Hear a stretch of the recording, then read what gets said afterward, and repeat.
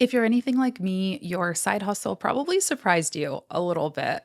I got introduced to my first client by a friend, took on a job, got paid with a paper check, and then I went on Upwork and I found some additional freelance gigs. And next thing I knew, I had a real business, or at least what felt like a real business, but I got really overwhelmed by the formality of it all. Like, when do I start a business bank account? When do I file for an LLC? How do I actually make this into something that has the ability to scale beyond just my bedroom? So that's what we're going to talk about in today's episode: how to turn a side hustle into a real business. I've lived it and you are going to live it too. And it doesn't have to be as overwhelming as it maybe seems in our heads right now. So, the first thing that is important to do is to actually prove your offer before you overbuild. This happens all the time. I work with clients, coaching clients who come to me and they're like, well, before I start offering my service, I need a logo. And, before I start telling people about it, I need a website and, all of these things. And next thing you know, they're spending thousands of dollars on a professionally built website and thousands more on a professional logo, and they have barely had a few clients. They don't have their systems developed. They are sort of just guessing at what the actual offer is going to be. And that is what I want to prevent you from doing. So there are a few things that are important, but in this, we can go back to the marketing 4 Ps actually: product, price, place, and promotion. Those are the most important things you need to know before you start a business. Is what is the product or service that I want to offer, right? How much am I going to charge for that? What's the price?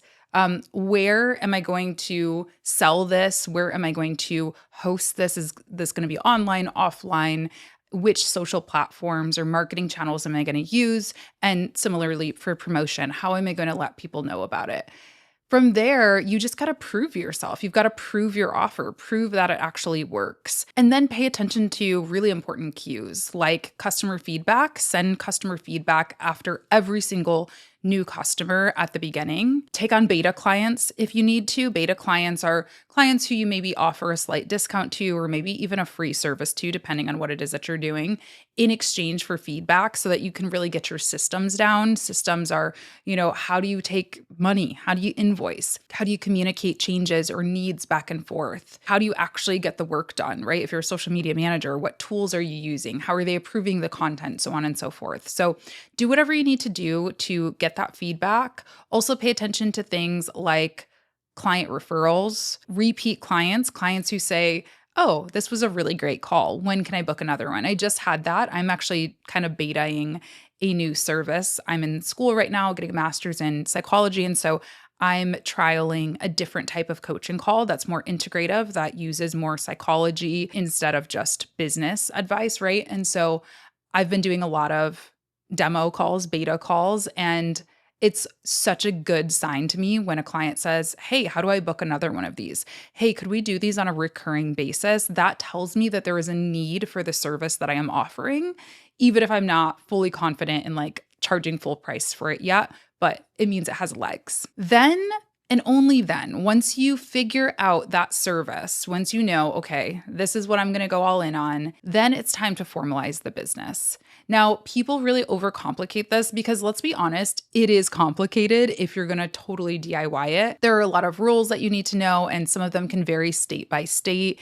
And I don't know about you, but I certainly am not an expert in Michigan, like accounting or business licensing. So that is exactly where I recommend bringing in an expert.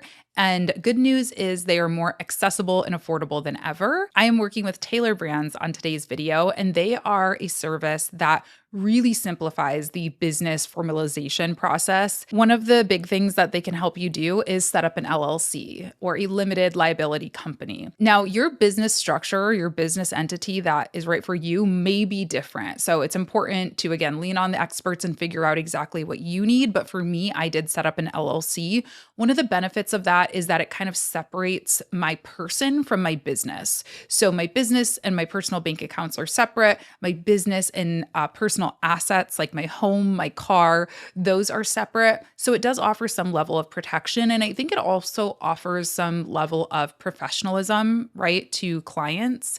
So Tailor Brands can help you set that up and also figure out if that entity is actually right for you in your business. And their LLC setup also comes with some really valuable additional resources, including a free personalized business plan, a free business coaching program, access to legal documents, and tons of tools and templates for invoicing and bookkeeping. So if you are somebody who has set up the bones of your business, you've got a great idea, maybe you've got a client or two, but you're like, all right, I'm ready to get serious. And I'm also looking for that additional guidance to make sure that my business is starting off on the right foot, then definitely check out Taylor Brands. I will leave a link down below so you can sign up and try their amazing tools. Now, I mentioned this when I talked about LLC. Here's the thing. Starting an LLC, for me at least, and in my state, was required before I could start a business bank account. And this is really important. Starting a business bank account for me was very important because I did want that separation between personal and business income. And so once you get an LLC, you can then apply for what's called an EIN, or an employee identification number. It's almost like a social security number for a business. And that enables you, or enabled me, at least in my situation, to open a business bank account with my normal bank that I use for my day-to-day banking. So this is really important. This was really important to me before I went full-time in my business and I quit my day job, because it makes accounting a lot easier, a lot cleaner. I am terrified. I'm always terrified of like making a mistake. I don't want to get in trouble. I don't want it to look like I'm trying to do sketchy things and scam the system, right? So for me, it's really important that all my business expenses are in one place and all my personal are in another place. This can also be helpful for legal reasons. If, knock on wood, hopefully this never happens, but if there were some type of dispute over money between you and a client or a business partner, having those separate entities makes it a lot harder for them to come after your personal assets, your personal money, that kind of thing. Again, this is not legal advice, just based on my experience and why I personally chose to do this. But yes, you want to separate your business and personal expenses is the moral of this step here, the moral of this story. I also personally recommend getting a business credit card if you can trust yourself with credit cards. Now, there was a previous version of Latasha who could not be trusted with a credit card. I did the long, hard road out of debt when I was in my early 20s.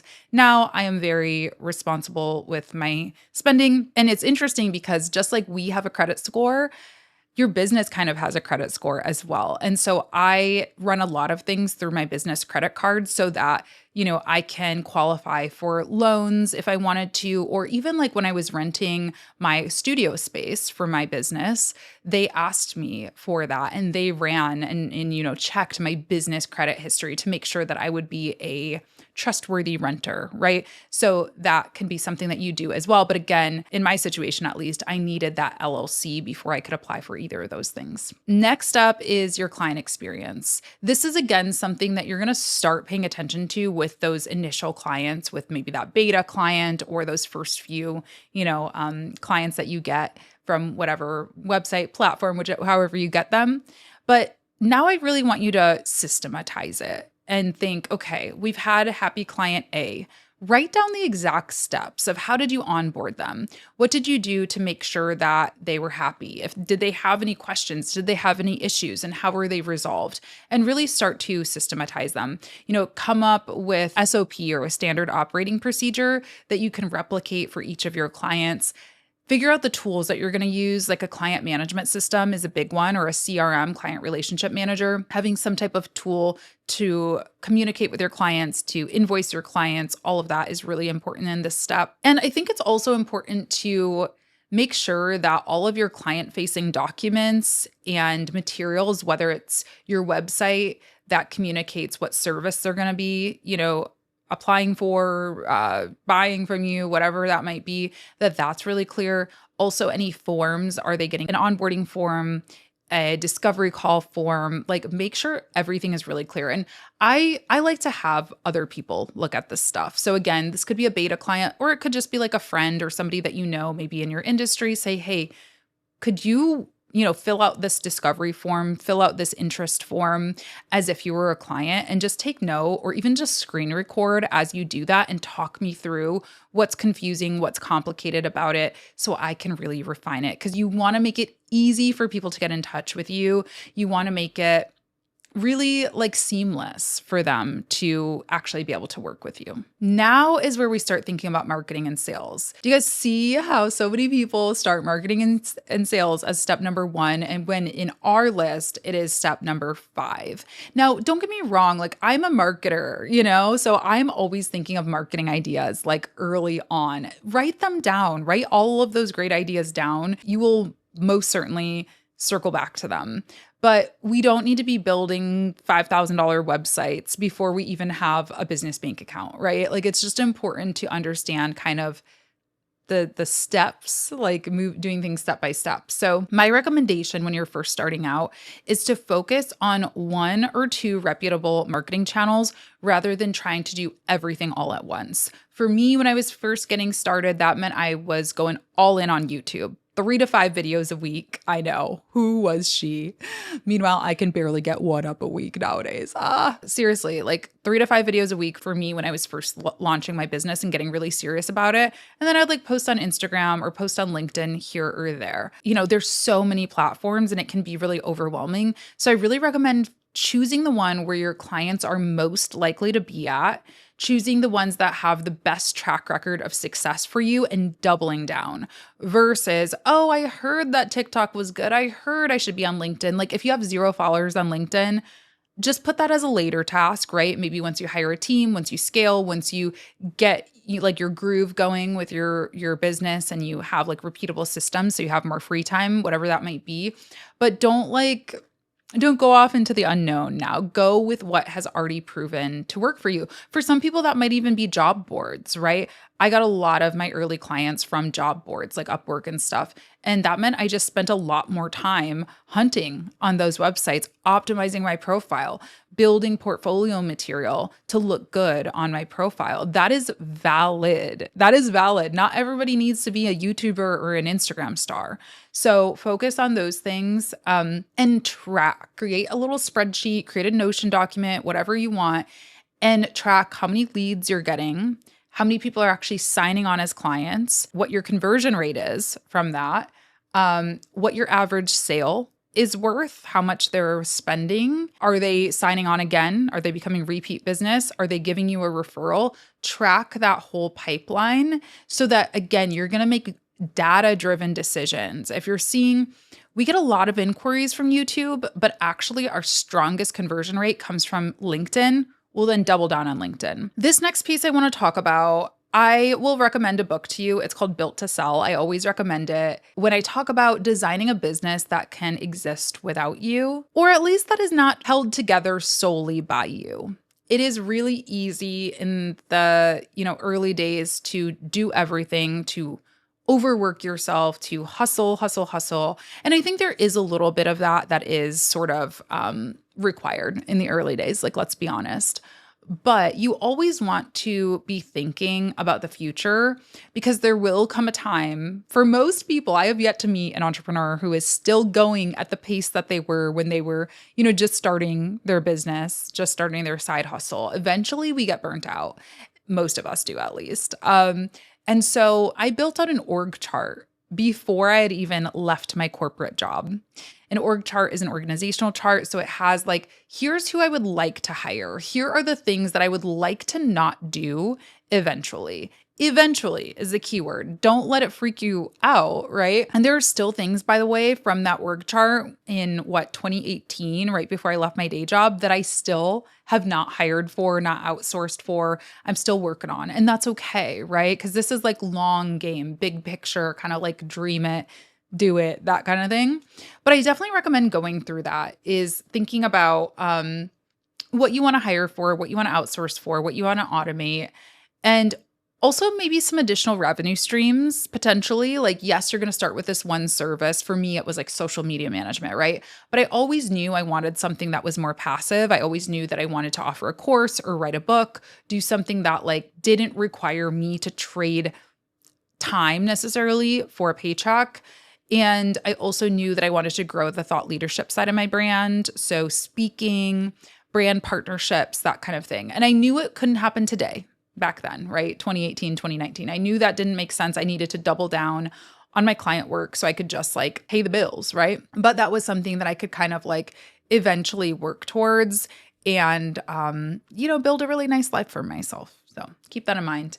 And then lastly, just kind of decide like when your side hustle can become your main thing or if you even want it to be. I want to say also, it's okay to have a side business. I sometimes feel like I have like a side, like a real business, like the things that I do for my clients, and then like a side hustle kind of like some of these fun little side quests that I go on.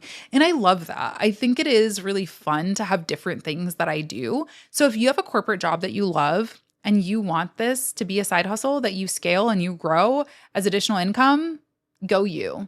But know what that plan is. If you're like me and you were like, I don't want to work in a cubicle forever, I want to be self employed, then you do want to start to take a look at your business revenue a little closer. Figure out how much runway you need, how much money you need in the bank to keep this business running every single month. Pay attention to your profit margins, pay attention to demand, how in demand you are, right? And does this seem like it's like a real thing that has legs, or is it kind of like a fleeting, trendy thing? These things will all give you indications of whether or not you're ready to put in those 2 weeks notice. Pay attention to how you feel as well, because most of us leave our day jobs because they are unfulfilling for us, right? You don't want to turn your business into something that's also unfulfilling. So try to keep joy in it, try to keep the passion in it, whether that's helping clients that you really believe in their mission, whether that's like just holding on to the fun parts of your job. Like for me, I will always shoot the videos because I love making videos, and this is like what brings me life. Even if I'm not the best editor, I'm not the most efficient at it, I still want to keep this for me. So pay attention to that, and then save an emergency fund. That's my best advice for going full time, whatever that might look like for you. For me, I think it was around 6 months of expenses, of my personal expenses. So I knew I wasn't going to starve, and I would have time to find a new job if the side hustle turned main business didn't work out. But luckily it did. And here I am. What is that? What's the math? 7 years later, still standing, thriving, doing better than ever. So yeah, thank you so much. I hope this helped. And huge thanks to Taylor Brands once again. Be sure to check them out. They can help you get all of the formal stuff out of the way, from registering for your LLC to everything from legal documents to resources for invoicing, bookkeeping, all that good stuff. They are such a great partner and resource. So again, I'll leave the link down below. And thank you for tuning in. I really hope this was helpful. And if you have any questions, let me know down in the comments. I would love to help. I'll see you in the next one.